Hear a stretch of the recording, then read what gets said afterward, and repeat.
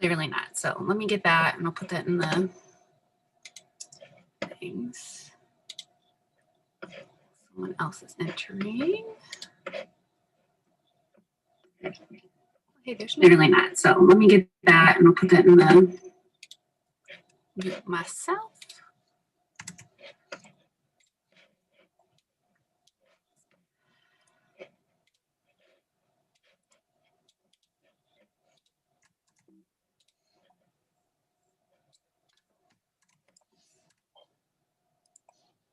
Okay, there's the YouTube link, Alyssa, if you want that for later.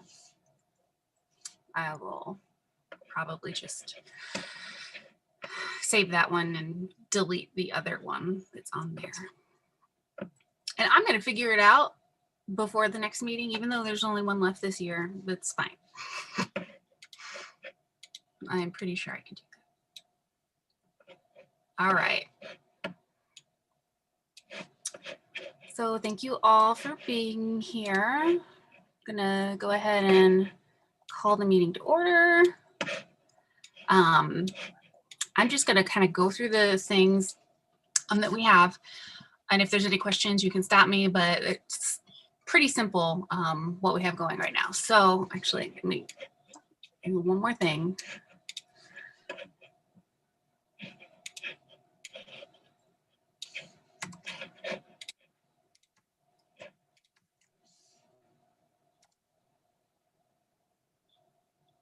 Yeah, okay. The second link on there is the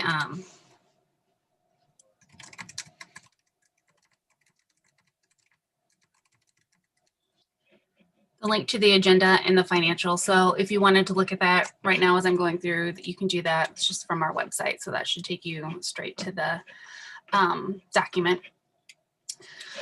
So for the Treasury report, we have in the business checking account, we have $1,370.01.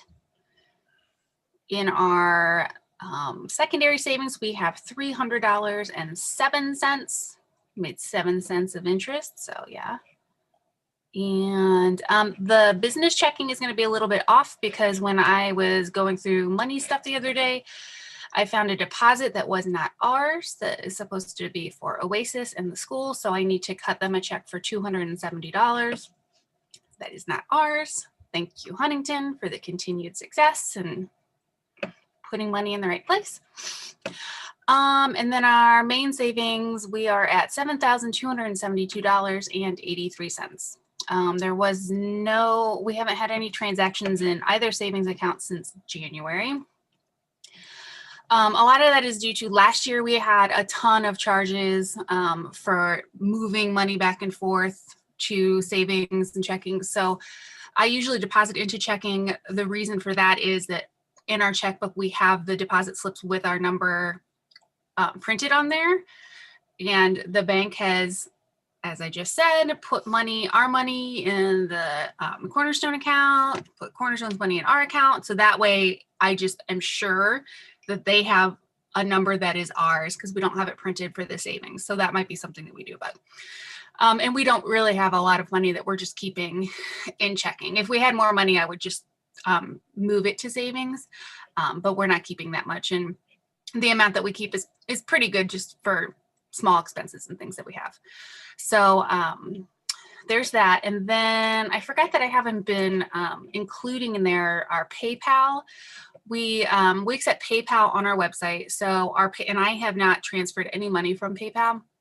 So we have $1,613.95 from PayPal. So I did the addition earlier and it was about $10,000. So I was actually feeling pretty good about where we're at right now as far as money and how we've been able to grow our money for next year and all the things that we want to do next year. So far with our t-shirt sale for our AAD, we've made $130. Most of those have been delivered. That is going to continue. So if anyone buys those t-shirts at any point, we'll go ahead and put that money into the AAD fund up until the point of however much we pay for it. Any overage will go into the general fund for Cornerstone Academy PTO. We have one move-a-thon gift left to get out. We're waiting on a teacher. Waiting on a teacher to respond to that. So that's been a while. We'll check on that again. Shirts are still available. Kindergarten graduation. Mrs. Slack asked us if we could do something for them. They wanted some balloons and some different things. So the PTO went ahead and purchased balloons for the kindergarten drive-through celebration. I think it was like $80 or $90, something like that, with balloons. And I personally made them, not for the PTO, but I made them certificates for all the kindergartners, which are super cute. Looking forward, so we are going to very soon post open board positions in the nominations forms. Nominations are more like applications. I put the word application in at this time because I think people were thinking that they had to be nominated. And since we don't have a real big following of people coming to the meetings and talking to each other and knowing who is being nominated, it doesn't really make sense. So you're really putting your name in, and if we need a second, somebody can second that person, but it's really more of an application. We want the people to be here, and we're looking for quality people that will be able to help us grow next year and do all the things that we want to do. So those will be I already have it. I had the thing from last year. It's just a Google form, so people can fill that out. And then I have like a PDF version too that I will put online on our website. And then I'll give that to Alyssa to put out. I didn't put it on our calendar says like next Monday or something like that. So I'll make sure that it's up there by next week for everyone to get to. And the positions that we have open are vice president. That person is going to be, according to the bylaws, does a lot of the volunteer organization, and just being in the school, thinking that they will take over for the president the following term. The communication secretary, which is all of the communicating between the school, the people, doing the design work. I do that right now. And I don't mind continuing, but I don't want to keep that.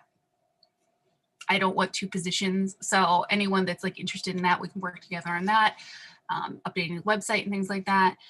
And then I think we have members at large, which are just members who want to be part of the meetings and be kind of more behind the scenes and have a little bit more input into the PTO. So those are the positions that we're looking for right now. I have, I forgot to, back on the Treasury, I just went past that really quick too. I have finished setting up Wave, which is an online accounting website. It's a free website. We had an account in 2018, I believe. So when I went to import things in there, it was a mess and I couldn't reconcile it very well. So I started a new account with a different email that we have for the PTO, and to try to get that so it wasn't quite so messy. It was still kind of messy because it was pulling in old information and I couldn't really find everything. I went through and reconciled everything we have done this year, which all matches up, and past that, I sort of just did an adjustment on there. So we're starting it even. I did that so when we hand that over to Naya, she hasn't been around. She didn't know what was happening last year. I didn't think it was very fair to give her like this huge mess of something we've never used. So we're going to do that. And I'm going to talk to Naya really soon about how she wants to work on the money and all the different things going forward for like dress down day and things like that. Since I've been doing it all year, I assume this last month I can just keep that up, and then next year we'll give that back to her and she can do the money, things like that. Our Scholastic dollars too, we're at $2,424.66. I've scheduled a board meeting for next week. The reason that I say that amount is because I keep saying it because I guess I'm not really being super clear on what has to happen. So Scholastic dollars are, I'm estimating that if we get the regular amount that we usually get for Scholastic News, it's going to be around $7,000 to $8,000. So currently we have $2,424.68. We just had an online book fair. We didn't push it a lot because the money that we get from online is just really not worth all of the effort. So in past years, we have ordered the magazines. We've done our first book fair in like November, which would basically catch us up because we do a really good job at, we raise a lot of money at the in school book fair. So that basically catches us up to pay for the year. Last year, what we were going to do was do that and then do one in the spring. So we had some to start with, and we were hoping to kind of catch up. So we would always have, like, kind of going into the next year, that $7,000, because that's a lot to raise. And as we keep adding classes and more teachers and more students, it just gets more expensive. And now that wasn't all taken into account before. So I'm putting this out here because I don't know what I'm comfortable with. And this is something that we can talk about as a board too, but this is also something that, you know, the other members need to know. Do we go into debt with Scholastic for a few months? It's not something we should do, but we have done it in the past. Or do we go, we don't have the money right now, we make a smaller order and kind of make do until like next year when maybe we can do a bigger order. So those are things that I'm trying to figure out, because I don't want it to be like we're taking something away from the teachers that they've always had and they've always expected, but they didn't know how we got it. You know, like, I'm assuming the teachers just thought, oh yeah, they had the money, that's how we paid. And it's kind of been robbing Peter to pay Paul for a while now. And the only thing about, we could pay the excess in cash. However, if we buy nothing about this can be simple, like, like nothing. So if we buy them with the cash from Scholastic book fairs, that is different than Scholastic. They're like this big super corporation and they have all these different little tiers. And so they are separate from Scholastic magazine. They have a convoluted agreement where every year they have to agree that that Scholastic book fairs is allowed to use their Scholastic dollars, which mean nothing to these people. Like, they're like, that's fake money. It may as well be monopoly money. They do some sort of agreement where we can still use our Scholastic dollars to buy it. So if we pay cash for it, the thing is that we get less of the stuff. So like somebody brought up last time that we had a meeting. Well, it says on their website that the kids can have online access and they can have all this stuff. Yes, if you pay cash through Scholastic News, you get all these extras. Through Scholastic book fairs, which is how we do it, we get kind of bare minimum. They give us the magazines, they give the teacher online access, but the kids don't get it themselves. So if we have to pay cash for Scholastic magazine through Scholastic book fairs, then we're losing out on students having access on their own and a couple of other things that I don't even remember right now. So that's the only thing about paying cash. So there's no like easy answer about this, I don't think, but those are the things that I've been thinking about and like that we need to think about when we're planning for next year, because Scholastic is very complicated. And I had to talk to someone for over an hour at Scholastic to kind of figure all that out, because I'm like, no, it says on the website that we can do that and we can't. So that's something that we can talk about. If anyone has any suggestions or any thoughts or opinions on that, feel free to email us at cornerstoneacademypto@gmail.com, and we'd be happy to take any suggestions, because it's just me sitting here and I don't want it to be I decided this and I decided that. So we'll talk about it next week too, but would love input on that. Okay. Kayla, is Yeah. Scholastic News, what grade levels is it serving? Does it go all the way through 12th grade, or is it just It through does. middle school? I think it goes all the way through 12th. Okay. I'm trying to remember at the beginning of the year when I was looking at all of the things, but I'm pretty sure there's a high school edition that we've been getting Okay. as well. And yeah, we haven't even added like the last class, the senior class. So I can always get maybe I'll try to do that too before next week, call them, get kind of a quote for the things that we've done in the past and the amount of classes. I did get Jessa to send me the amount of classes she thought we were going to have. So that'll help me with planning to see how all that goes. So that's what that is. And then in May, we have Teacher Appreciation Week coming up. We talked about field day before. I just kind of nixed that. You know what? We're kind of coming through this pandemic. We're still going on. So we're just going to hold off. We've been this patient for this long. I feel like we should just be patient, wait until the next year to really do all of our events and all of our fundraisers like really good. I have a brief little, update you can call it, and I apologize. My dog is eating a food in the background. But I recently was in conversation with some of the middle school team about the students' great interest and still, great desire to have some sort of field day-ish, event for themselves, as they so rightly deserve. And some of the teachers and I have been in recent discussion about student voice and amplifying that and getting them involved in using their voice. So I just say that because there may be field day may come up back around, but just in a different and new manner. So it's exciting. And that's like if the kids are interested in that and there's a way that we can help in that, that's fine. It's just in the past, like when I say things, it's like radio silence. So I just go, okay, I guess that's what it is.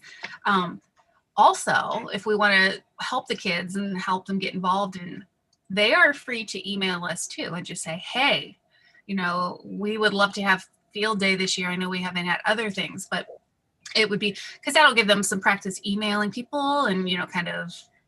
And that's exactly what we're, really focusing on is those skills and, practice of using their voice and how do they use it. So for instance, in ELA, argumentative and persuasive essays. So we're kind of throwing around the idea of, implementing that and truly submitting it to administration for hopefully something. Right. So we would love to be helpful in some sort of capacity. It probably won't be as in the past with like giant bounce houses and things like that. But we can try to drum up volunteers. We will need teachers to help put that word out too for volunteers because we don't have the direct access. And Alyssa puts so much work into paw prints, but the amount of people that read it, I don't even know like why people ask questions if they don't go read paw prints, everyone. That's like where all the information is. But yeah, like we'll need to get the word out there for volunteers. That's always been this has always been for every event that we've had, our biggest hurdle is not having enough volunteers and then the people on the board feeling overwhelmed because there's just so much to do for 5 people. So yeah, and if the kids want to be involved and they can tell their parents like, hey, yeah, we're gonna do field day and like we can figure out the volunteers or something like that. So if that's something you guys can figure out like what you want it to be and like let us know how we can help, that's probably easier than us coming up with random things that I think that it would be good and then not doing that. So awesome. Thank you. That's perfect. Have them email me. I'd love it. Sarah, last year, it's openphysed.org launched a virtual national field day. Right. They are doing it again this year. It's on May 7th, but I had used that as a starting point. They had like lists of activities, what materials you would need. So it would be a good resource for the kids. Thank you. If anything too, that they can use as, Mhm. already showing for ideas and something ready to implement and an option for them. Yeah, I mean it's down to like event cards, certificates, and even social media art that they have. So there's a lot in it. They even have like a torch relay and stuff. Oh, and it sounds like opportunities to reach the interest of even more students widely. Um, those that, like myself, don't always enjoy running around on a hot, almost summer afternoon. We could even do something like live stream it to YouTube or something through our account, so the kids at home can, like join in. We're going to do this at this time, or that, whatever those times are, something like that. It's really hard, and especially with students and teachers both, like the hybrid, the online, that makes it so complicated to try to really help everyone sort of equally, and not just like equally, but even still in school, it's way easier for the people in school to get the things, because I take something to school, then everyone that's not there has to come in, and it's a lot. So finding ways that we can include the online students would be awesome. Okay, I'll add that to my notes. You keep me posted, and we'll see do. what we can do. The only other thing that I'll say about that is Mr. Boyd and Mr. Mateo, as phys ed and athletic director, they may have some insider input of how they want to handle it for traditional hybrid versus online, that they may actually have something that they've been thinking about and just not vocalized it yet. But I definitely agree that I don't think that the magnitude to which the PTO has been able to create that event for kids is doable in a safe way still this year. Also, last year, the spending for that was not last year, the year before last, the spending for it was kind of crazy. And like, I don't know how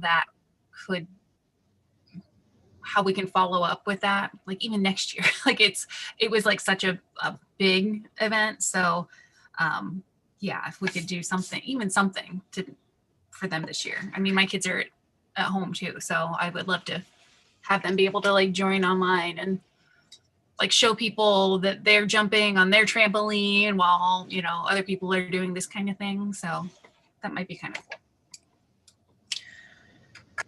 Anyone else have anything else? I only had one more point. For May, we have Teacher Appreciation Week coming up. I've had a couple of people ask me like what our plans are for that. I've made a few notes, and again, this is like more of that planning type thing. We can't do like what we've done in the past, money wise, but we also can't do it safety wise for like food and things like that. I still don't feel comfortable like sending food to school that people have to break apart themselves and touch, because I really want to, I've been so careful this year. Like my family's been so careful. So that's just how I'm kind of living my life and doing these things. So I've come up with a few things.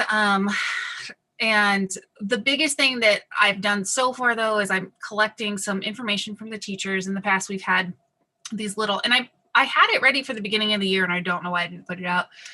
I'm planning on doing that next year. Just a questionnaire for the teachers so they can answer like what their favorite foods are, like their favorite drinks. Some people don't like coffee. So it's like, if you don't know your teacher doesn't like coffee, even for the students, it's hard for their parents to buy. Like, I don't know what to buy you. But if I know that they don't like coffee, then I won't get them a Starbucks gift card. Or if they do like coffee, like I can do that. So there's a bunch of different questions like that I asked. Like if they have fandoms, like I love Harry Potter. So like making it easier for us to sort of know what to get them, but also for the students. So that's going to be something that we can put out. I need to figure out the how we'll put it out, like in a visual format, but I'll get that out to Alyssa. So then Alyssa and or whoever in the school to get to the send to the students, so then they can look up and say, oh, my teacher likes this kind of thing. So even if we can't bring what we have in the past, that the kids can still spoil their teachers, and they still know, and then the teachers will know it'll be something that they really truly appreciate. And I really do, I'm trying to, I think I went, Christmas, like we did it, we got a good budget, and I'm like, what else could I do? And I'm sort of out of ideas.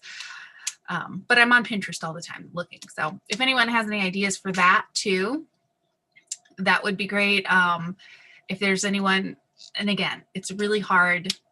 Any food kind of thing, I would like it to be like kind of prepackaged per teacher. So, we did the cookies in October, but they were all prepackaged, and they just kind of took a package of that. So stuff like that, I'm looking into to see how we can do that. And also, again, that kind of benefits the teachers in school a little bit more than the teachers who are at home teaching, because they're going to have to drive to the school. And not that they think that it's unfair, like the teachers in school are teaching too, but it's like you're just not getting as much. So I really want them all to feel like they're all being appreciated for what they do. So still thinking about that. If anyone has any ideas, feel free, again, shoot them my way. I'm not in control of all the information here. I love help. So anything that anyone has to offer, I will take it. So I give you full credit for it. And I think that's really all I have.